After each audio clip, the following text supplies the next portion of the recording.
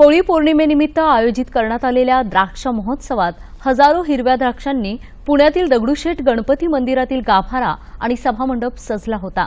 नाशिक इथल्या Sahyadri farmers producer कंपनीच्या शेतकऱ्यांनी पिकवलेल्या निर्यातक्षम आणि रसायनविरहित 2000 किलो द्राक्षांचा ही आरस करण्यासाठी वापर करण्यात आला।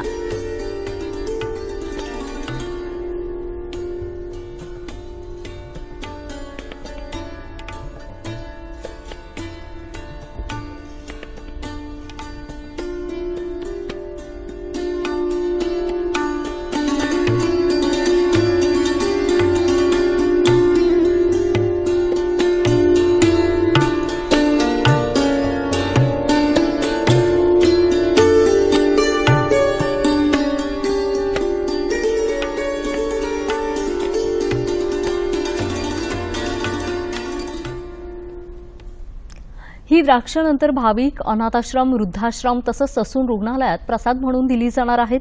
द्राक्षाच्या हंगामात सलग तिसऱ्या वर्षी अशी आरास मंदिरात केली गेली।